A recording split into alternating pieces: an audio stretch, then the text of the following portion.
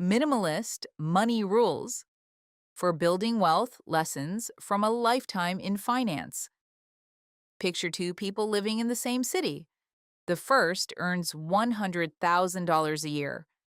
Walk into their home and you see a massive television, expensive leather sofas, electronics still in their boxes, clothes with tags still on, and a room full of items unused for years.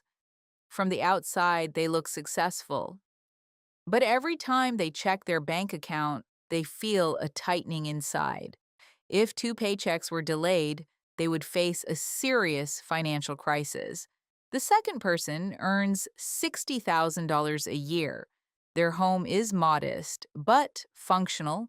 The rooms are used for their actual purpose.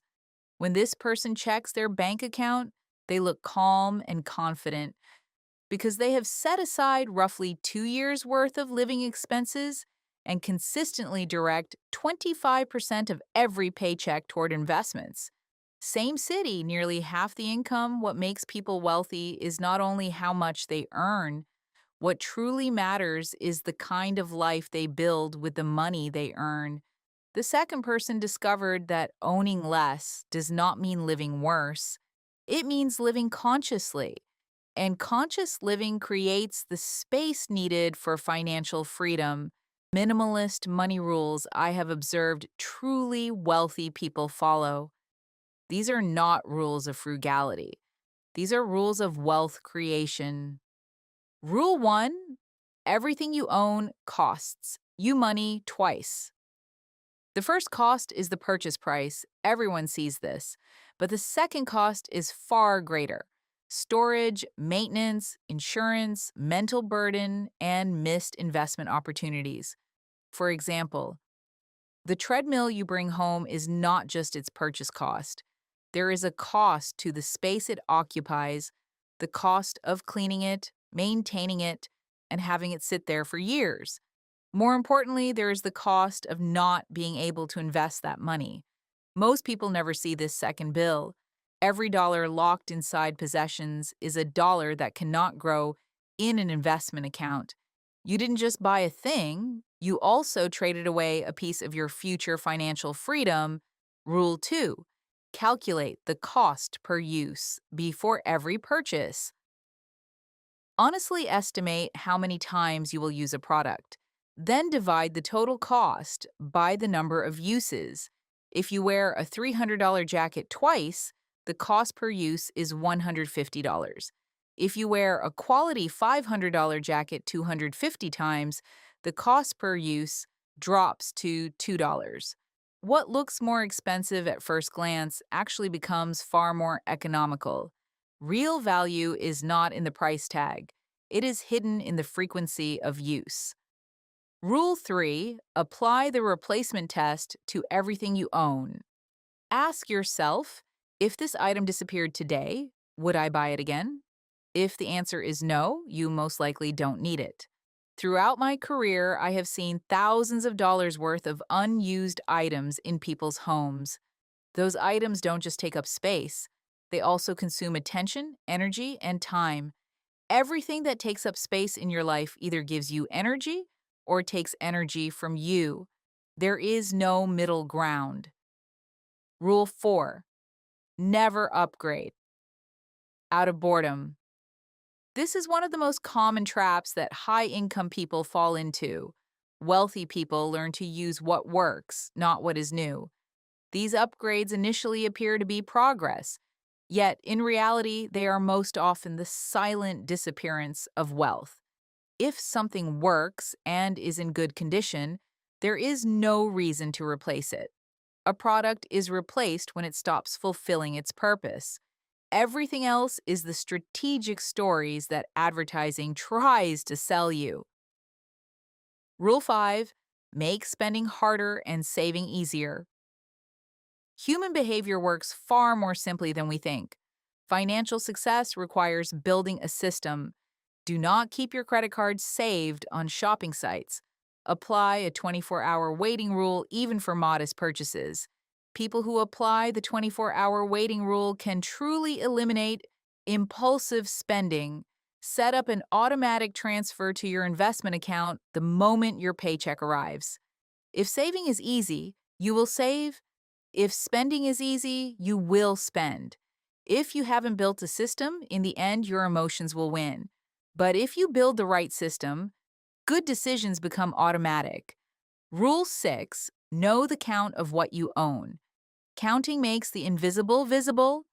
Choose a category: shirts, jackets, shoes, bags, and count how many you have. People generally significantly underestimate what they own. Most people think they have 10 shirts, then discover they own 30 or 40. When you set a limit, every new purchase becomes a real decision. And it is precisely at that point that money management begins to change. Rule 7: rent or borrow before you buy. If you want to start a new hobby, try it first. Many people chase an excitement, spend thousands of dollars, and lose interest a few months later. Garages and storage rooms are full of proof of this. Renting first reveals whether your excitement is lasting or temporary. It also clarifies your needs. It is difficult for someone camping for the first time to know exactly what they need. Gaining experience through renting first, then buying, is both more economical and wiser. Rule 8: define what is enough before earning more. Most people never do this. Income increases, spending increases, then more income is needed. This cycle never ends, but if you define what is enough in advance, income growth translates directly into wealth.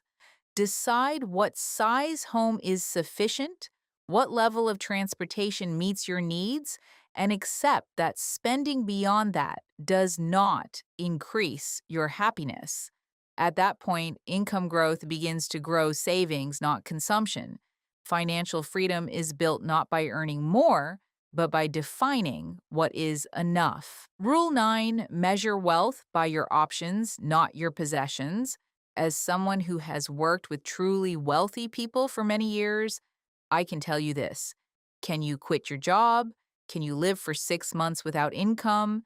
Can you make a fresh start in a new city? True wealth lies in the affirmative answers to these questions.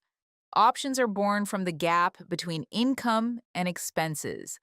Someone earning $150,000 a year but spending $145,000 is far less free than they think.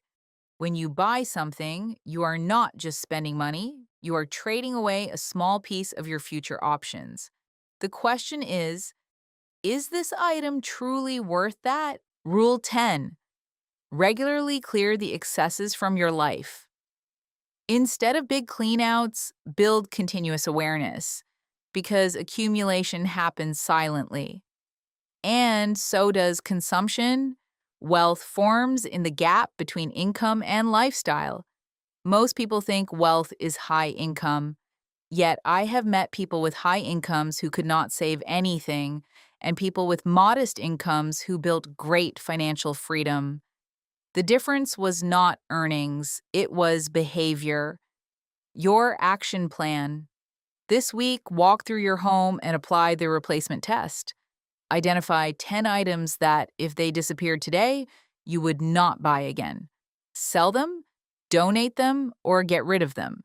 Pay attention to the lightness that comes from letting go.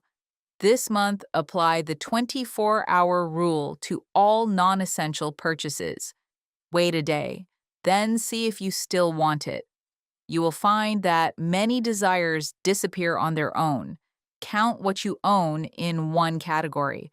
The real number will likely surprise you. In your major spending categories, define what is enough for you. What kind of home is sufficient? What level of transportation meets your needs? Write these down. Financial transformation does not happen overnight. Great results are the accumulation of small but consistent decisions. Wealth forms in the gap between your income and your lifestyle. And behavior, not earnings, is what widens that gap. Financial freedom does not begin on the day you can buy more. It begins on the day you no longer feel compelled to buy.